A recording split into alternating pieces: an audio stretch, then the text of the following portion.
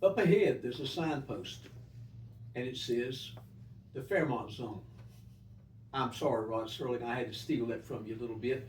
But back in the day, Rod Serling had some great stories and storylines. And I thought I would ease into our story today, our show today, with a little Rod Serling comment. So today, we're going to take you back in time a little bit to 1962. And I'm going to speak for a few minutes about a place in Fairmont. And then I'm going to turn it over to Mr. Chestnut, who's going to tell you a little bit about the more modern side of this place. I was 16 years old in 1962, a sophomore at Fairmont High School, right up the street. And the United States government chose to get us a brand new post office, and it was beautiful. It was brick, and it was right on Main Street, and you couldn't miss it. And the reason you couldn't miss it was because of all the multicolored glasses in the front of the building. Well, it caused a storm of controversy in Fairmont. I had to leave my house on numerous occasions because when my friends came over and visited my aunts, they went nuts over the multicolored glasses in the front of that building. It was amazing. My two aunts, my father's sisters, I lived with them all my life until they both passed away. And I've never seen two people and their friends go crazy like they did with this brand new front of a post office. Ruth, have you seen the front of this post office? This is crazy. This is awful. We got to do something about that. A petition was even made up and circulated in Fairmont to make sure that this kind of thing went away. They just were not comfortable with something more modern.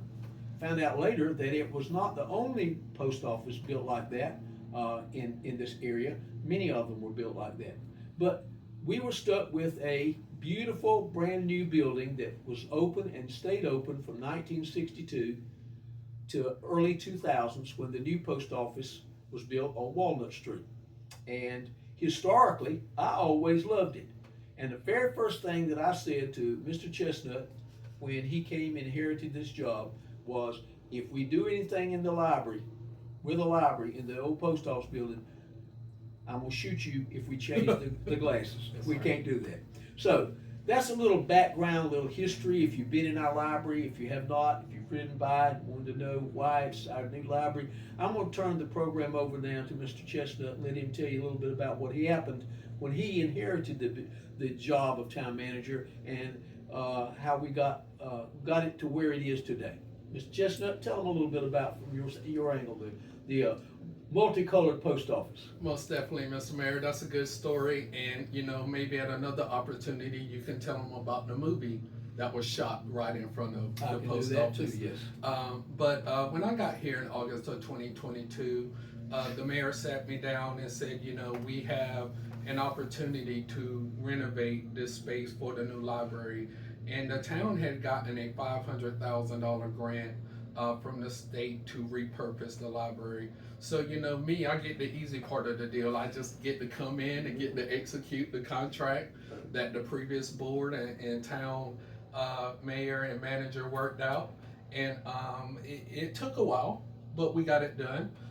So now, Miss Katie Fountain, who is the county's library director, she used that color palette off the front of that building to make the inside just as vibrant as the outside. Now, we did take the opportunity to refresh the paint on the front of the building, and it looks immaculate.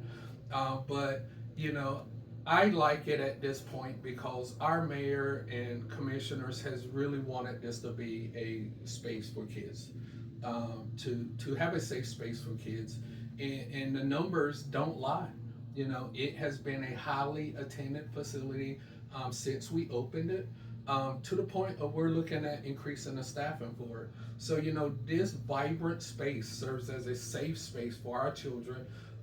And when school starts back, Mr. Mayor, I know you got a project with the Fairmont Youth Team Right. to set up tutoring services for those who might be struggling.